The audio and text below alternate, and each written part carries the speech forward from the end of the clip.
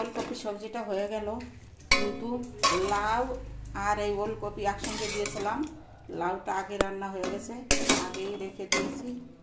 এটা ওলকপির সবজি ছোট চিংড়ি মাছ দিয়ে রান্না করেছি, আর এই পাশে লাউ, এটাও ছোট চিংড়ি দিয়ে রান্না করেছি। দুটো একসঙ্গে বসিয়েছিলাম, কিন্তু লাউয়ের সবজিটা আগে হয়ে গেছে।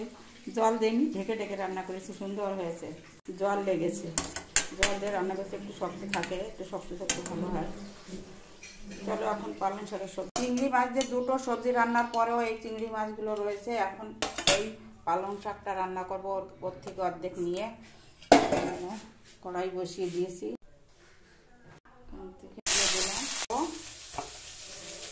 ভাজা খাওয়ার জন্য এর ভিতরে জল দিয়ে দেবো, একটুখানি শাক একটুখানি মাছ, এক বাটি জল।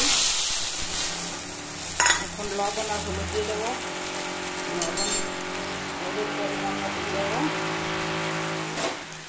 গাছ হচ্ছে, অনেক শব্দ হচ্ছে, যেহেতু এই শুধু লঙ্কায় যে ভেজে তুলে রেখেছিলাম এইটাই রেখেছি, জিরে দেবো না। এখন এই ঝোলে দিয়ে দেবো, ঝোলে দিয়ে আমি পালং শাকটা দিয়ে দেবো।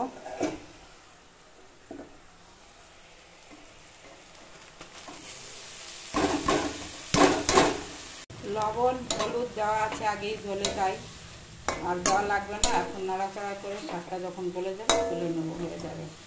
জল ছাড়ছে,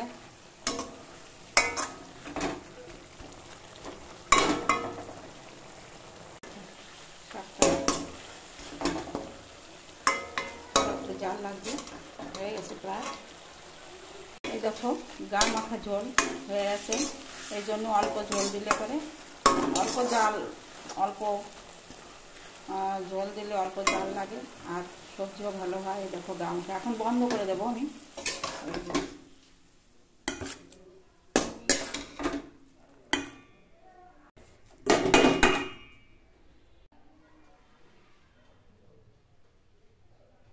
দেখো সবুজ লাগছে, সবজিটা হয়ে গেছে।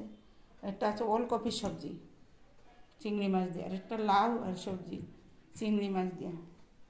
এটাও চিংড়ি মাছ দিয়ে, এই যে সবেমাত্র করলাম। ব্যাস, আজকের মেনু এইটুকুই। আবার দেখাবে পরবর্তী ভিডিওতে। ভালো থাকো, সুস্থ থাকো, আর আমার পাশে থেকো। ভালো লাগলে লাইক শেয়ার ও সাবস্ক্রাইব করে আমার পাশে যেমন আছে তেমন থেকো।